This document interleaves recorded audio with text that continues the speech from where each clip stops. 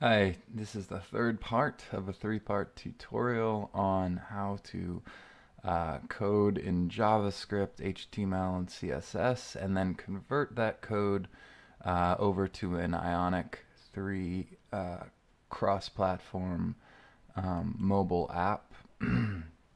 So what we have from the earlier two parts is a is an app where we can have timed art, like where random shapes just get generated. We can stop that interval. We can remove shapes by clicking on them, and add shapes by clicking on these buttons. We can generate a preview of that shape. Not great quality, but that is adjustable. And we can download that preview as an image. So what we're going to do now is we're going to use the Ionic framework to make this a cross-platform mobile app. And what I'm going to do is just show you how to get started with this. We'll just get the basic functionality going in this part, and then I'll show you how to link that directly to your phone without having to go through the App Store or Google Play using the Ionic Pro link. So let's get started. The first thing we have to do is make sure you have Node.js installed. If you don't, just go to the website and download. That's Node.js. Once that's installed, you can open a command prompt. I know mine looks a little weird, a little stylistic, and you want to cd to wherever your folder is. In my case, we have git repo and documents. And while we're at it, let's do a git status, and let's add everything. Commit working web app and push to origin.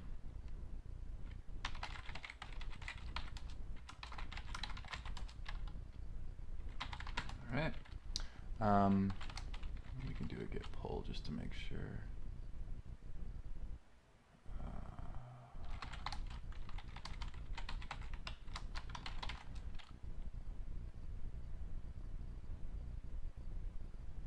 Aha, we have a merge conflict.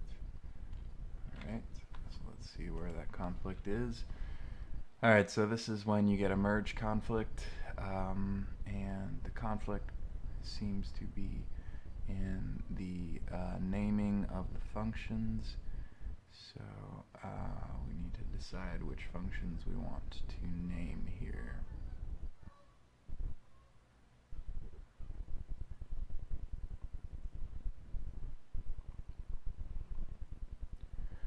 Alright, so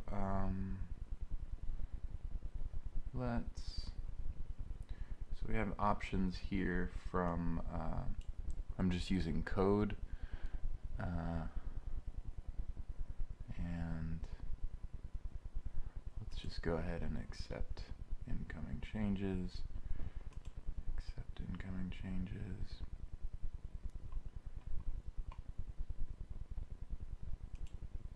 That's fine.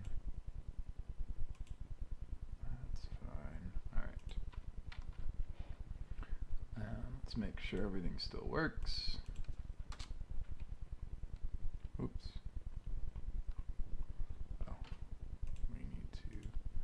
Alright, so we get resolve the merge conflicts.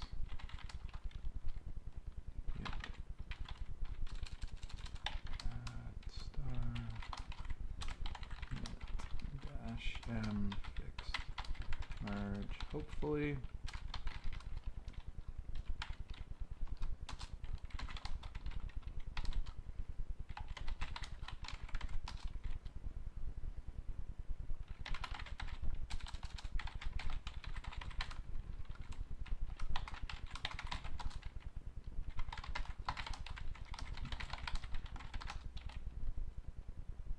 And just to make sure, great. Okay.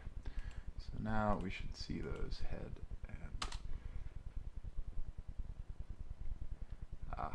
we need to go get rid of those. Alright, so it's left in some HTML from the merge changes, so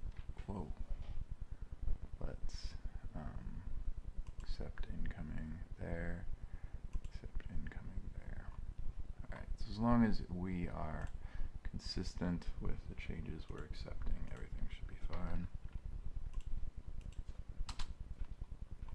Alright, cool. Everything's still working.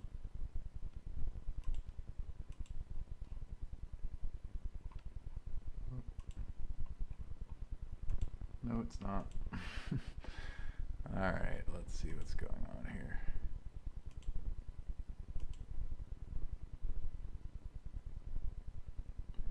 So I think we have a difference of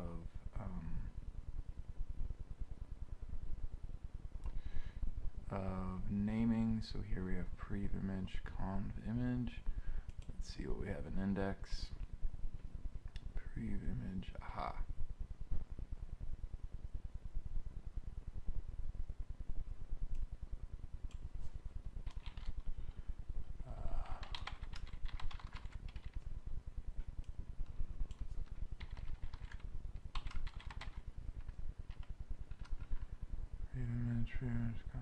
Okay, and then so if we have pre-image on click, we do that. If we have conv image on click, we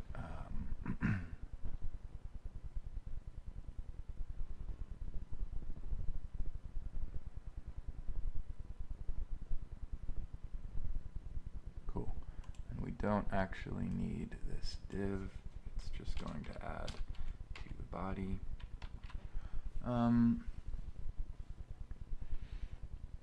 Okay, so now let's see if everything works.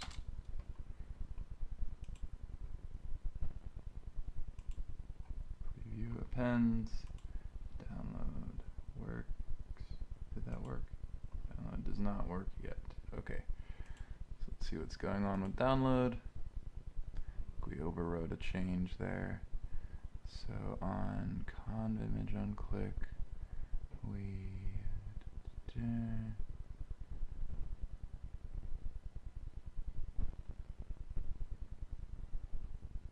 okay, so this doesn't need to be conv image, that needs to be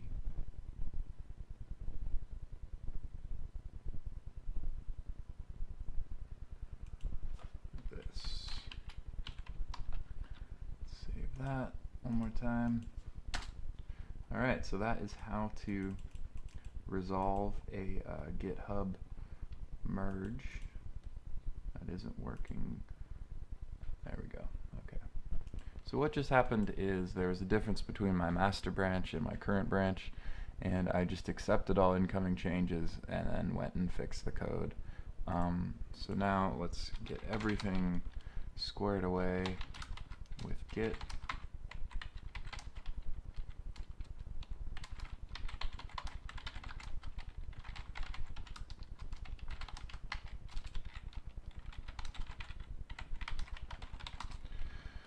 Okay, so part of this tutorial is using good workflow, and part of that is great.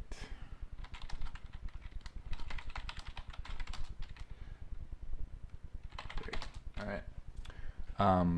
Using Git and resolving merge conflicts. So when you get a merge conflict, you go through the code. If you have a code editor like Visual Code like this, it'll identify where those conflicts are and ask you if you want to accept the incoming changes. So I was pulling a repo, it conflicted with the current state of my code, and I just accepted everything and then fixed the things I needed to fix.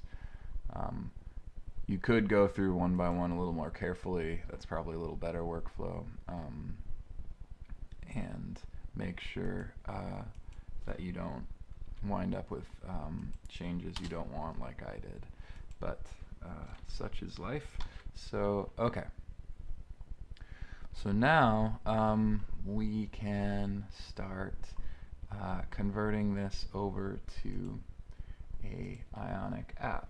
So the first thing I'm going to do is bring up my Node command prompt, and I'm going to do so if I didn't have Ionic already, I would want to do an Npm Install -g, and I would want the following: Cordova Ionic Angular type script.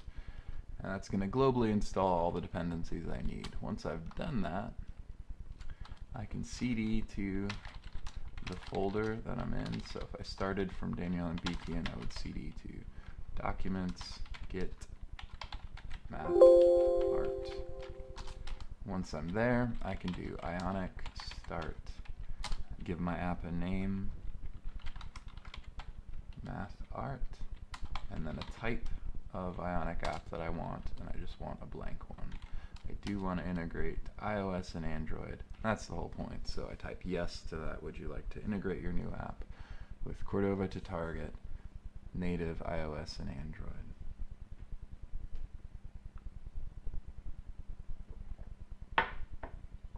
We'll let that spin for just a second. Okay, it's asking me install the free Ionic Pro SDK and connect your app. I do want to do that.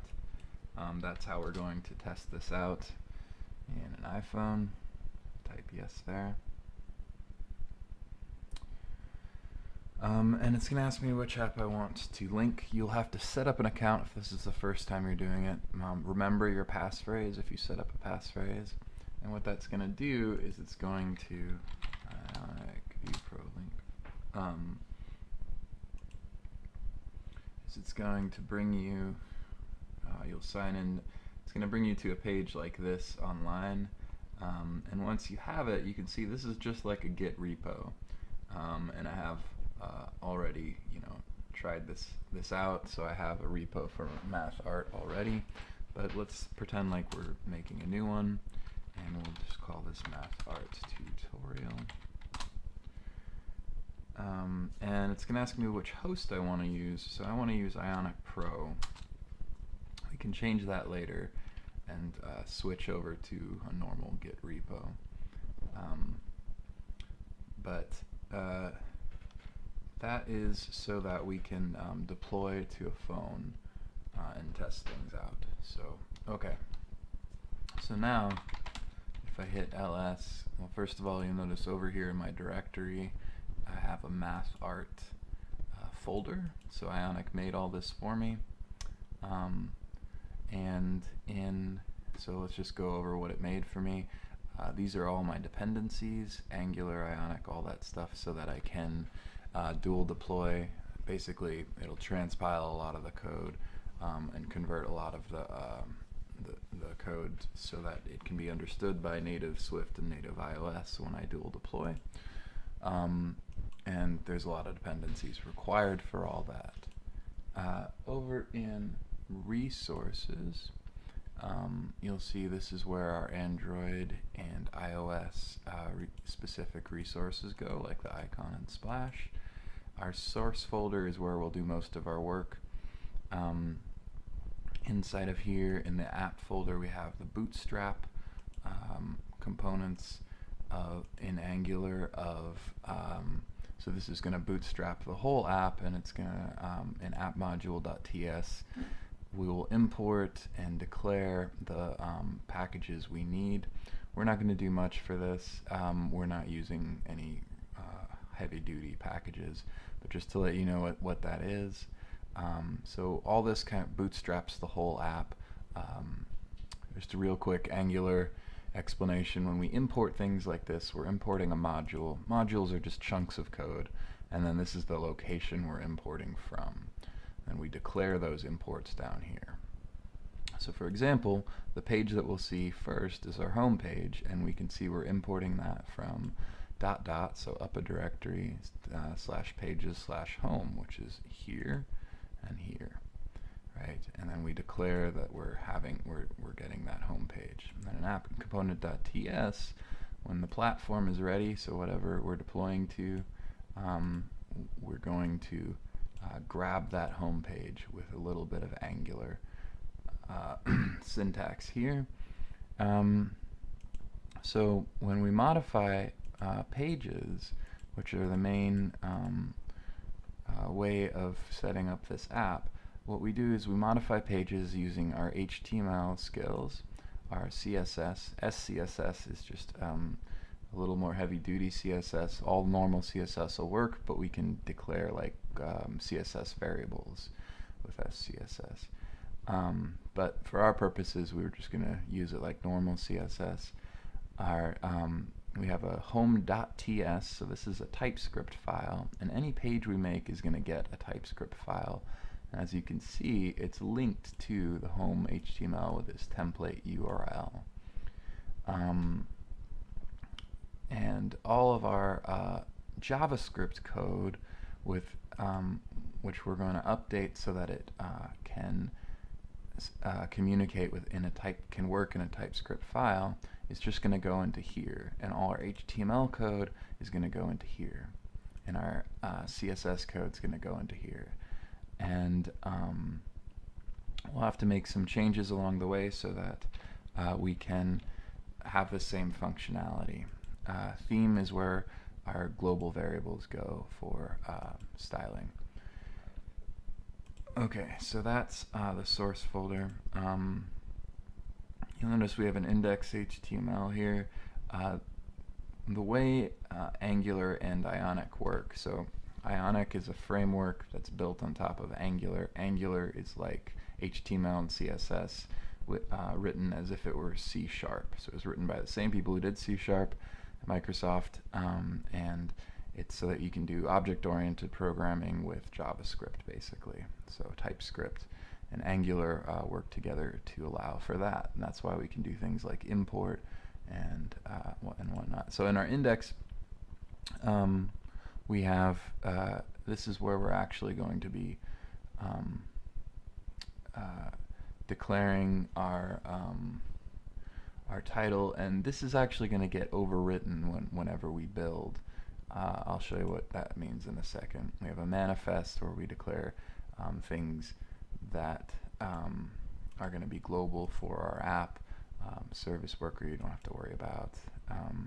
And then a git ignore file, right? So these files will not get pushed to Git, like our Node, our Npm Node plugins, our Node modules. So all of those we don't want to push to Git when we check this in. Our config is just going to declare the things we need for configuration across platforms, and package.json is going to declare the modules we need. And then we have some lint files and a config.json file. This will allow us to deploy to iOS and Android with, so these are base configurations, and those will change when we build to either of those. And that's it. These are our files in our root directory that we started with, right? Our art.js. So these are our actual website files. So in here is all the Ionic stuff. All right. So let's go to our home page here, and we will give this a title.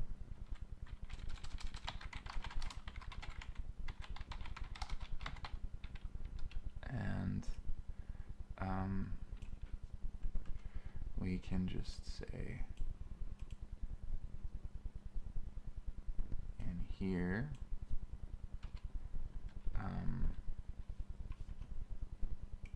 so what do we need? So we're gonna need a div. So let's check over here in our index. We have a div. So all this bootstrap stuff we're not going to need because Ionic and Angular are already like bootstrap for mobile devices. So we won't need, we won't be able to reference without some work bootstrap classes from Ionic, and we don't really need them because the resizing for different devices is going to happen automatically through the Ionic framework.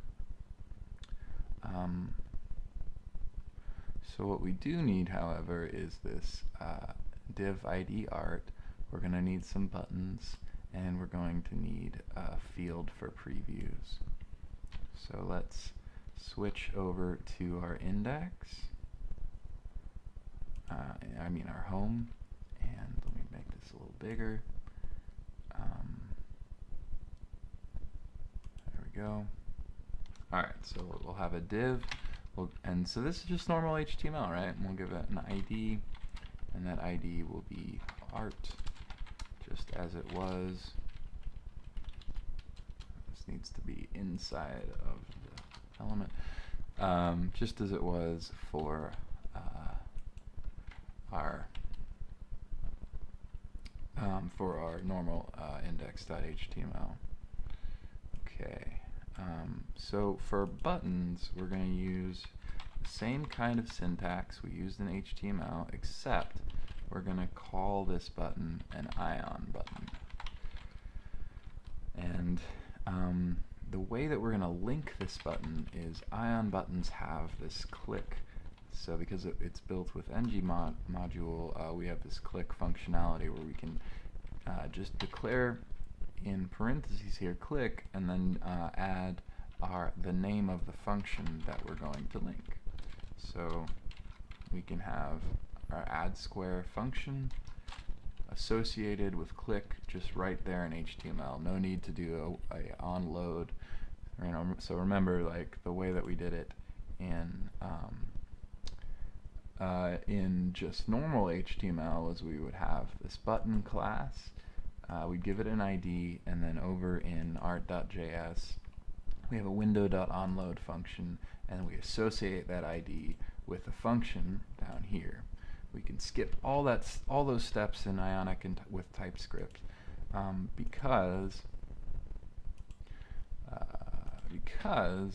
we can, with the Ion framework, just link the click of an Ion button to a function name, just like that. And then we can, since this is going to be mobile, let's just give it a very small name like square. Alright, so I'm going to copy that, duplicate it, 1, 2, 3, 4. Can't really remember how many buttons we had. But so we have add circle. We'll just call that circle. We have add triangle as a function. Triangle. We have, let's see, what else? For now, we want to be able to clear, so clear all. We'll call that clear, and we'll have the timed functionality. So timed art start is what that function was called in our JavaScript, and timed art stop. And we'll just call this start and stop. So remember, this is going to be on a phone, so we can't have those long explanations for our buttons anymore. And then let's have a preview. Save is going to be handled a little differently, and what we'll have to do is use a plugin to save to the photo library on local data, and that's going to be a little different for iOS and Android. Definitely possible, but for now let's just get started with displaying the art as a preview. Once we have that preview in a canvas element, we can use the toURL function of canvas to get the data of that image, and from there we can do what we want with it. So let's start with this functionality.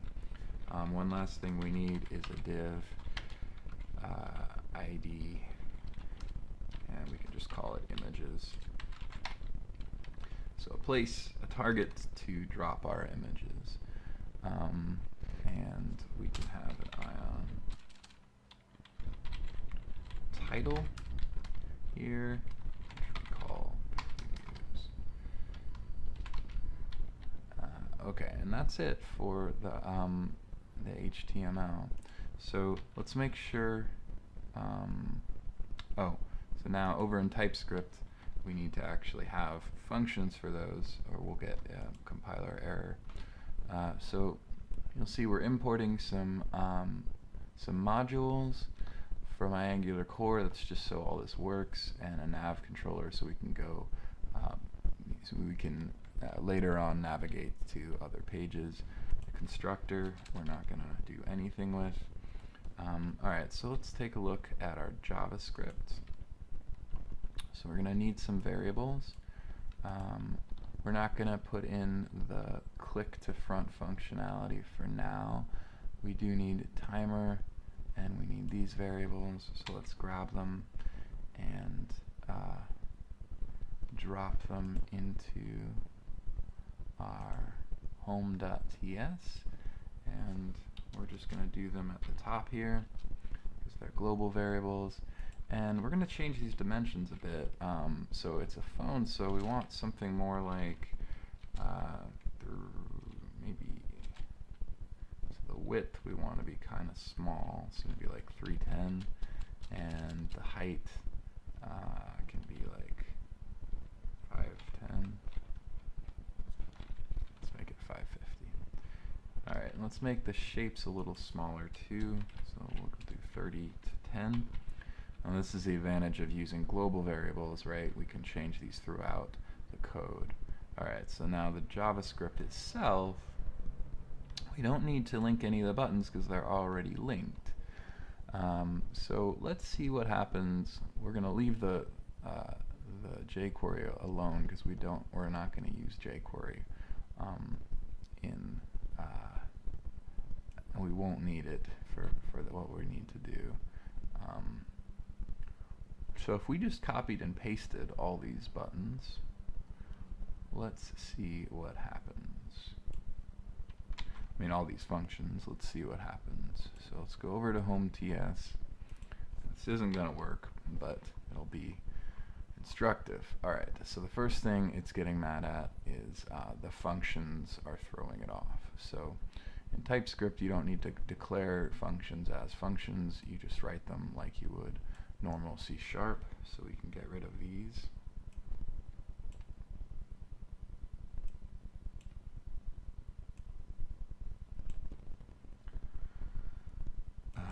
Oh, and these need to be inside of our home page. So we'll put that bracket down here at the bottom. Alright. So let's get rid of all the functions. But remember, the point of this is that we want to be able to use our JavaScript and CSS and HTML skills in an Ionic app. And I just want to show you how those are continuous and how this is very powerful cross-platform development. So I'm getting rid of all the functions here. And like I said, we're not going to worry about front click for this tutorial. Let's get rid of that, and that. Alright. So another thing you'll notice is the math.random is wanting a string, so we can get around that by just adding a string, which will convert every time we have a math.random function. Sorry, the parseInt is expecting a string, so we need to make sure that whatever we get out of math.random, we finally make it into a string by just adding parentheses. So I'm going to copy that, and let's just go to wherever we see that math.random. We'll add a string there.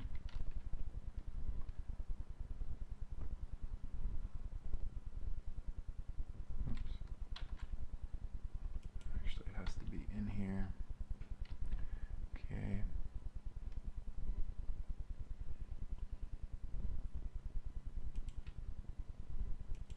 We'll add a string there. We'll add a string there.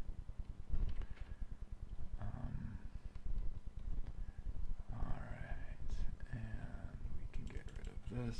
We don't have a front click method anymore. We can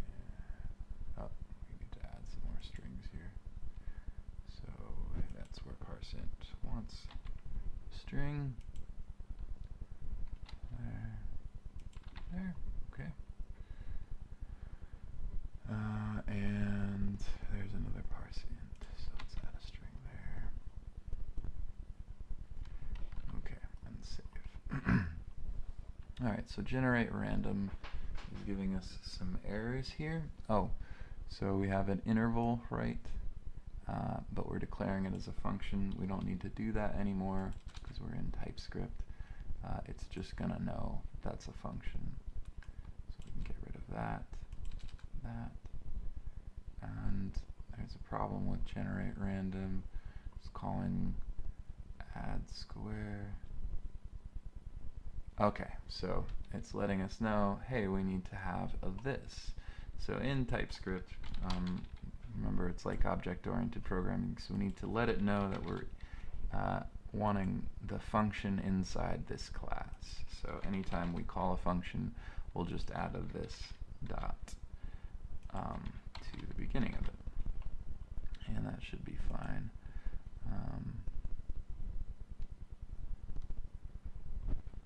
See what the problem is here. Duplicate function implementation.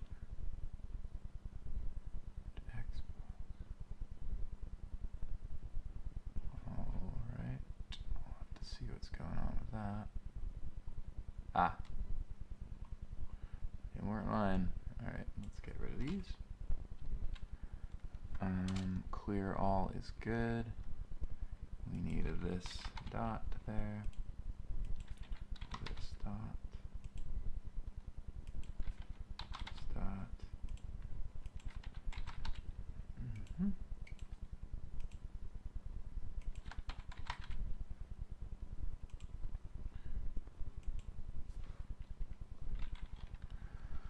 Alright, what do we have here? We're returning. Oh, we don't need to return a variable there. That's silly. That's good. And then, I feel like we already did add circle. Am I just going crazy? Nope. Alright, so that's add square taken care of. Let's take care of add circle.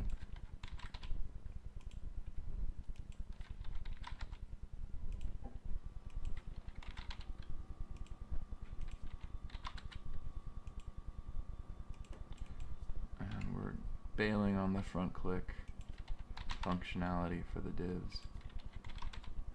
We can handle that later. Let's just get a cross-platform app up and running first. Alright.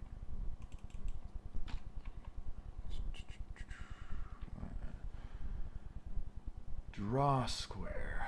That shouldn't even be a method. Let's get rid of that. Draw circle also shouldn't be a method. Get random color. It's fine. Why is it getting mad? Oh, we need another bracket. Alright. And then we have one error up at the top. Let's see what that is. Decorator's not valid here. Ah, that decorator needs to be associated right there. That. So let's put our global variables up here, and we're good. Okay. So I'm actually going to clean up. There's some extra code in our art.js, like draw circle, and I was experimenting with canvas, and we don't actually need those. So let's get rid of those while we're seeing that. And let's make sure we don't have duplication of functions here. We do. Alright, so JavaScript did not care about that, strangely, but we can get rid of those. Okay, so that should be the last of our Git problems. Oh, we got duplication there too. Alright, so generate random, X position, square, circle, triangle, front click. Okay. So now let's go back to our home.html, our home.tss, and let's clean this up. We don't need duplication of functions there either.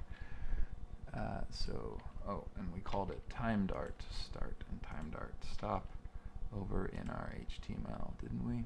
TimeDart stopped. Yeah, okay. So these buttons are now linked to these functions just by having the name of those functions, which is pretty cool. And we have a functional TypeScript file. So for the s.css, it's going to be a lot easier. We can just drag in all of our CSS, and it will be interpreted just like normal CSS. So we can save that there.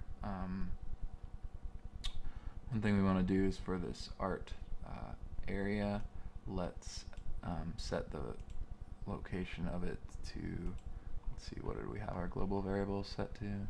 310 and 550, so 350 and 590.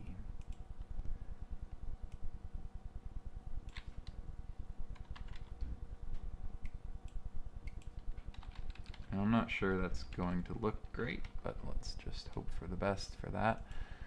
All right. So let's try it out.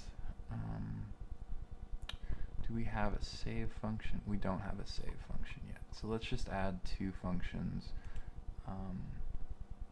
here as well, or one function, sorry. So we're going to have a preview function, which we've linked to, which we just called preview. Okay, so we need to add that here. And we'll hold off on implementing it. Let's make sure everything's working first. So for now, we can do a console.log preview. All right, so let's run it. So to test this out in a browser, or we can actually just do, yeah, let's test it out in a browser. So Ionic Serve is the command we want, but we want to make sure we're inside of our Ionic folder here. So we are now, and now I can type Ionic Serve, and it's going to transpile all that code down to Java code. It's going to output it in this www and the Index.html, which will get overwritten each time. And it'll fire up a browser, a local browser. And you can see we have our create mathematical art. Now to see what that looks like on the phone, I can hit Control-Shift-I, and then, or you know, more tools, developer tools. And we can just click on that and we can see what it looks like on a phone. So this is an iPhone. Let's see, Galaxy S might be better. So not great, you know, doesn't look great, but we can add squares, add circles, add triangles. Can we do time dart? Let's see. Time dart is going once and then bailing, so we'll have to fix that. Stop doesn't do anything. Can we clear? We can clear. Let's see if we can. Oh, and this is named square, but it should actually be named preview. If we click that, we get a console log preview, so the button is at least hooked up. All right, so we're most of the way there. So now, let's bring this back over.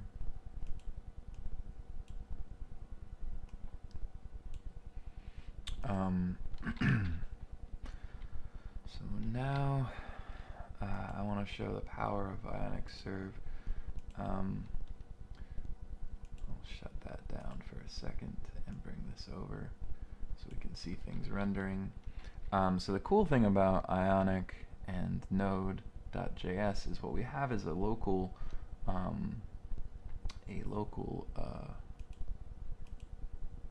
me hide that. Actually, we do want to see it as a phone. A local host port running a Node.js server. So we basically have a local server running where we've outputted an Index.html based on this code right here. So I do like the position of that window. I think that's fine. We need to rename this button. So let's rename it preview. Save it, and you can see it immediately retranspiles and loads the page without me having to do anything. And we now have a preview button. Alright, so to handle previews, let's hit Control-C twice to get out of that, and it's going to let me know my WebSocket broke. That's fine. So we're going to have to remember in JavaScript, the way that we previewed things was we used a combination of HTML to canvas, and we are still going to use that and some jQuery. So let's grab the HTML to canvas code and let's just dump it into our home.ts file under preview. Alright. Oh, time darts. Okay. So where is our preview? It's right here. So instead of console.log, let's see. So it's letting me know HTML to canvas isn't a thing. Everything else is fine with it. Remember, we're just using the document. It's a normal JavaScript and a query selector to grab the art and then appending to the canvas. So we need HTML to canvas. How do we get it? Well, we'll have to do an Npm install, and HTML to canvas is available by Npm Install. You might not be able to see that. There we go. Once we have it, so what I'm doing is just going out and grabbing that package. It's giving me some warnings, but it did add the package. So now if I look at my node modules here, we should see down in the H's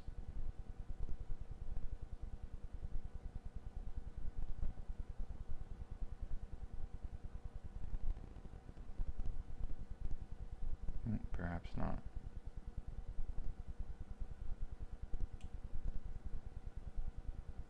HTM.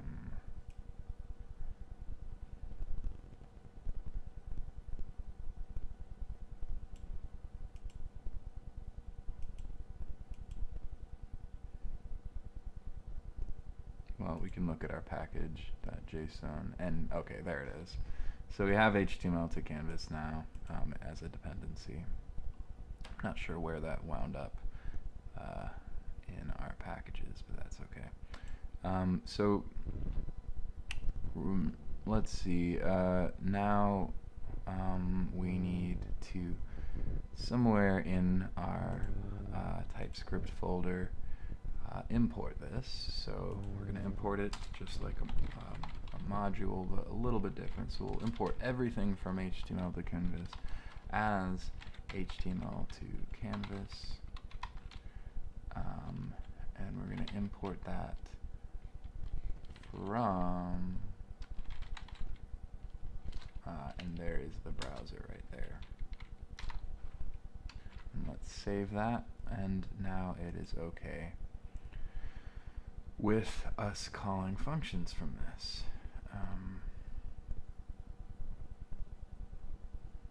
There's some problem now. Let's see what's going on.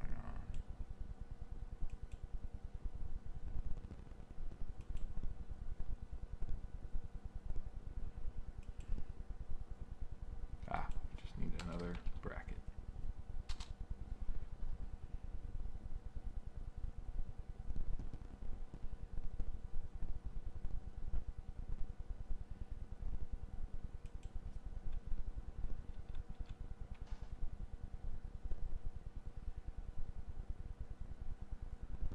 Let's see how we did that in JavaScript real quick. Oh, okay. So let's just grab all of that, and over in Home TS we can paste all that in. There we go.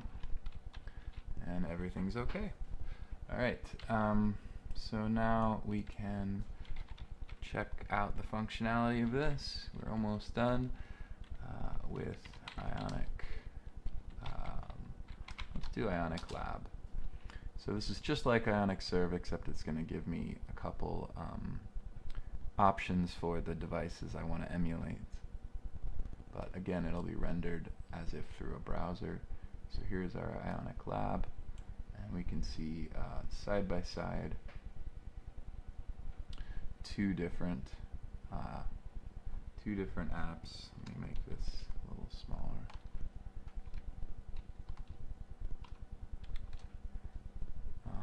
So what do we have open here? Oh, that's not what I wanted to do.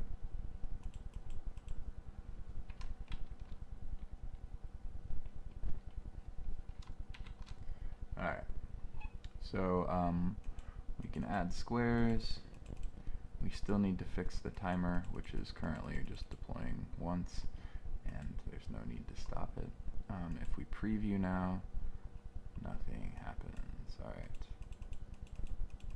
So this is kind of why Ionic Serve is better than Ionic Lab, is I can very quickly look at my console and see what's going on. So let's bring this back over. Shut that down. Let's do an Ionic Serve. Let that spin up.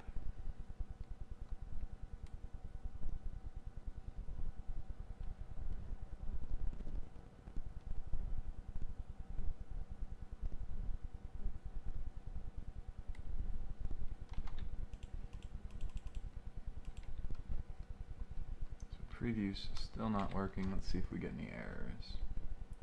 Oh, so we are generating a preview, as you can see.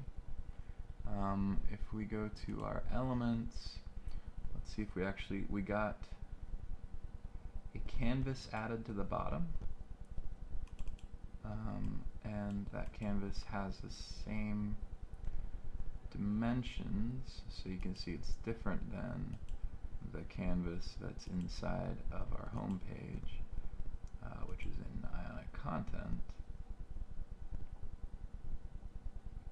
The canvas is actually getting added just below the body. So we actually want to append that to the images div. So let's go back here, and you can see we're appending child to the document.body, but really we can use our document.querySelector method to get the images. I need to put that as a string to get the images div that we made, and then we can append the canvas to the bottom of that. Okay, and you can see the transpile happened again, and now we can add squares and circles, and when we preview, there we go. Alright, add some more. We can preview again. We get another one. Very cool. Alright, so what just happened, let's keep that open. What just happened was we are adding to the body of the entire build, so what comes out of our output here in our index, and that doesn't actually show up in Ionic, even though the canvas elements were there. In order to get them to show up, we need to target something that's actually on the home page, HTML. So our home page HTML has this div ID images, and I'm just finding it with the query selector, document.querySelector here, and then I am adding it to that. Alright, so as far as the timer, let's fix that. So we set interval a little differently in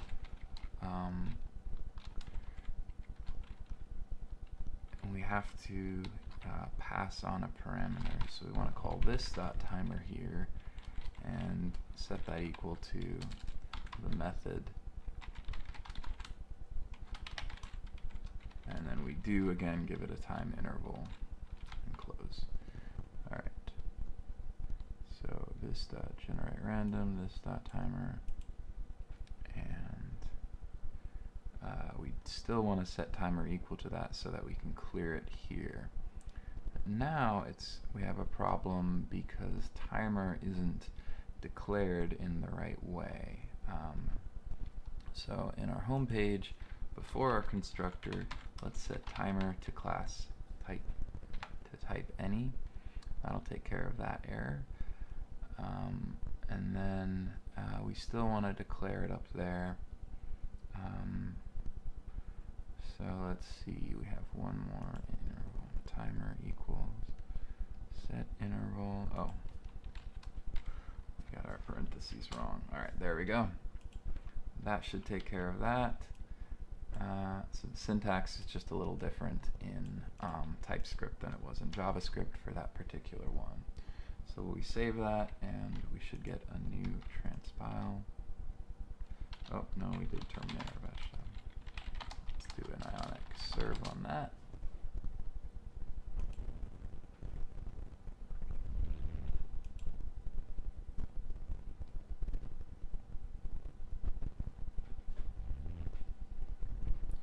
There we go. So now we can add squares, circles, triangles. We can hit Control-Shift-I to view this as a Galaxy S.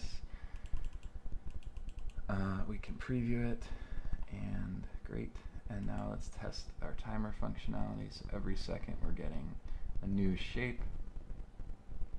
Some of them are happening off screen here because of the size dimensions, so we could set those fluid so that it expanded, but I just gave it a fixed value. And let's see if we stop now. The shape generation actually stops. And we've still got that Easter egg where if you click start a bunch of times, you get a bunch of intervals happening at the same time. You get this cool effect. And you can preview those. Pretty neat stuff. All right. So the final thing I want to do is we are going to do an Ionic link.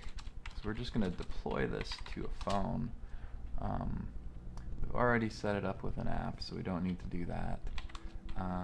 So when we said yes to Ionic Pro Service, we basically did what Ionic Link would do. If you didn't do that, if you said no when we were setting up this app with Ionic Start, then you would need to do an Ionic link. But because we already have it, we can just we're associated with a Git repo on Ion. We can just do git add everything, git commit -m Ionic tutorial working, and then git push. And to push to Ionic, you want to push instead of origin master, you want to do Ionic master.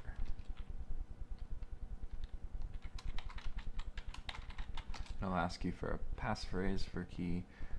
You set that up when you set up your Ionic Pro account, so just use that same password for that. And once you've done that, you can log in. You'll see we have a mathematical tutorial, and over in code, in just a second, we've got some code, and it's going to build, and then it's going to allow me to deploy.